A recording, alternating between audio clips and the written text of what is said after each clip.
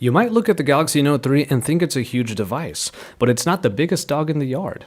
Hey, it's Joshua Vergara from Android Authority. What's going on, everybody? And this is a quick look at the Samsung Galaxy Note 3 versus the Sony Xperia Z Ultra. As you can plainly see here in this image, the Sony Xperia Z Ultra actually somewhat dwarfs the Note 3 and is closer to the tablet form factor. Indeed, the Z Ultra brings a flat profile that gives it a black slate look and performs very well as a tablet. Covered almost completely of glass, the Sony phone comes with the signature Xperia silver power button and is a very thin device. Handling the Z Ultra is a lot easier than its size may make it look, as the thinness and rigid sides make it pretty easy to position. This is far from a one-hand device, however, as the form factor lends itself to mostly landscape usage. Compare that to the Galaxy Note 3. That is a little smaller, but still warrants two-hand operation. This is primarily due to the inclusion of the S Pen, which is definitely the Note's trump card. The Galaxy Note 3 comes with a couple great design choices of its own, as Samsung did away with the glossy plastic that many of its products employ, and this time comes with a textured plastic that looks and feels a lot better. It isn't as thin as the Ultra, and has a more rounded look, but its angles are a little more decisive this time around. While landscape usage is definitely in its way, you'll primarily be using the Note 3 in portrait with the S Pen. It's in the screens that both of these phones get their larger sizes. The Note 3 has gotten a 0.2-inch increase from its predecessor due to slimmer bezels. Its Super AMOLED display is a lot like the Galaxy S4 screen that brought great saturation and colors, only bigger. It's a great screen that continues Samsung's display tradition. The same 1080p resolution is somewhat blown up on the Z Ultra, which sports a 6.5-inch triluminous display backed by the X Reality engine. It handles the darker tones of Xperia's Timescape UI very well. When it comes to media, you get a great experience either way. Even if the Z Ultra doesn't make the colors pop out as much as the Note 3 screen, it still feels like a small Sony TV in practice.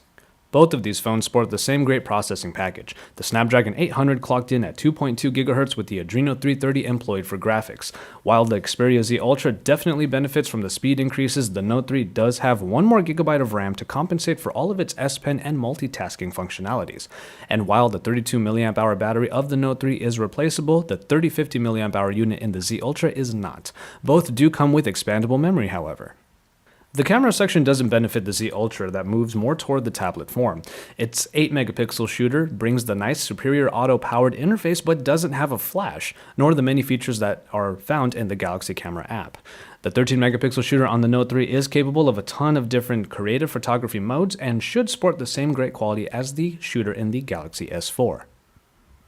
Finally, in software, it's another instance of the typical dichotomy, the super robust and feature-packed TouchWiz up against a more simplistic and classical competitor. The Note 3 not only brings with it the colorful TouchWiz look, but also adds in a ton of navigation features that the S4 had, and then adds in the S Pen. Indeed, with the S Pen you can write notes, contextually plug information, do some scrapbooking, and overall have a great stylus experience. It's an operating system that might prove a little overwhelming for some, however. Contrast this with the Xperia's Timescape, the user interface that keeps everything simpler with a somewhat stock-looking UI. Sony's additions of small apps and even its own apps like the Walkman bolster what is pretty much a classical experience. And so, there you have it. Two of the biggest players in the game, and while one might focus on a kind of personal assistant experience, the other is definitely one of the best big screens available for media. Your personal style might end up dictating which one you get, but both sport their larger sizes supremely. IFA is winding down, but stay tuned to Android Authority because we're your source for all things Android.